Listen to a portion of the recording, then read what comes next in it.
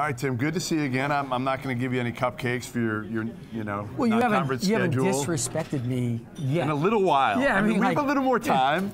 Will it be passive aggressive or just blatant? Let's be blatant. Okay, Let's be blatant. good. I did the chain of command though. Remember, you didn't see it yet. The Big Ten chain of command.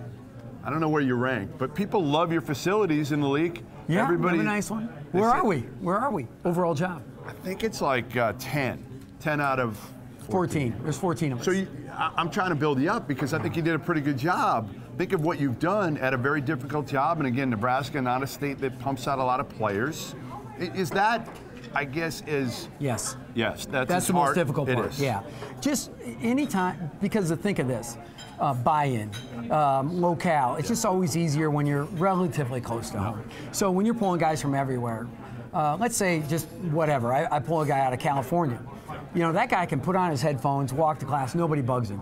But you pull a Nebraska kid out and you lose to Creighton, the kids from Papillion and Elkhorn, they're going to let him know. You know, like, what are you doing? Like, and it's hard to go into other states and beat the teams from that area. You got to go under the radar, don't you? Definitely. A lot, and you've done a lot with transfers. Yep. Yeah, we've tried to build it with solid freshmen that we thought could develop. A guy like Isaiah Roby, Siobhan Shields. And then you look at a guy, too, like James Palmer Jr., Tran Petaway, that really bust on the scene as a transfer, where they didn't get much time or a huge role. Now they do. Yep. And you just got to pick the right guy, right? That he's going to stick with you and do it. And a guy like James Palmer Jr. has been really good for us. Isaac Copeland, same way. Well, and you got older guys this year. I assume following up on what you did last year, do you feel as optimistic about this year's team? And I know you're a coach, so you're never like completely optimistic, but as you have since you've been there? Well, the problem is we started practice, so all coaches drift into negativity when they start, we can't do anything. Right. Last night, the good news is at the coaches' dinner last night, I realized that 3 coaches aren't going to win a game all year. So we're at least going to be 10th in the league. Like, pretty good. Yeah, we're doing great. You know, I think we're going to win a couple. You're not so negative. Yeah. So anyhow, as you go to it, I feel pretty good about where we're at. Last year, I thought we'd be pretty good. But, you know, there was no precedent. You know, I mean, we had a whole bunch of new guys. And now Isaac Copeland's playing better than ever. Isaiah's stronger. Isaiah Roby's stronger. James Palmer's stronger. Glenn Watson's comfortable with who's around him. He doesn't have to worry about doing all the heavy lifting all the time. Yeah, they're men, too. Yeah. I mean, they're all men. Guys, Get old and stay old. At Nebraska, don't you kind of have to win with older guys? No doubt. No doubt. I mean, you're not out-talenting Michigan State. No, our freshmen don't go to the league, right? They stick around and become juniors and seniors, which is where you need them.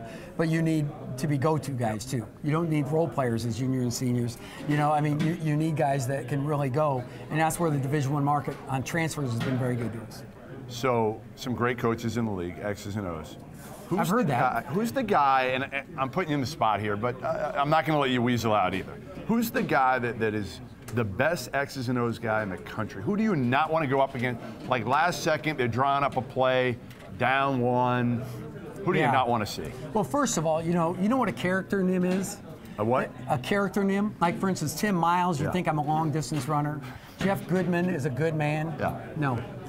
Anyhow, put me on the spot like this. You're killing me. You're trying to buy time. Yes. You're trying to buy time. Okay. That's all you're trying to do here. Yeah. Come on, let's go. They're Give me all something. good. Oh, they're all good. Wait. I'm going to tell you this. John Beilein has done as good a job of changing and reinventing his team like last year. So our game plan, the first time you beat them, they're nationally ranked, and now we're storming onto the scene. Now we're going to play them. We have to beat them in the Big Ten tournament, but he's doing a lot of different things. And you know, when you win the first game, you don't really change your game plan because you're like, it works. Well, you have to change, and now the guys are starting to, oh, well, they're doing this and that, and he really did a great job reinventing himself. He'd be a guy that I worry about. Thanks, Tim. I appreciate worry about them all. 20-game Big Ten schedule. You know what that means? Fewer cupcakes.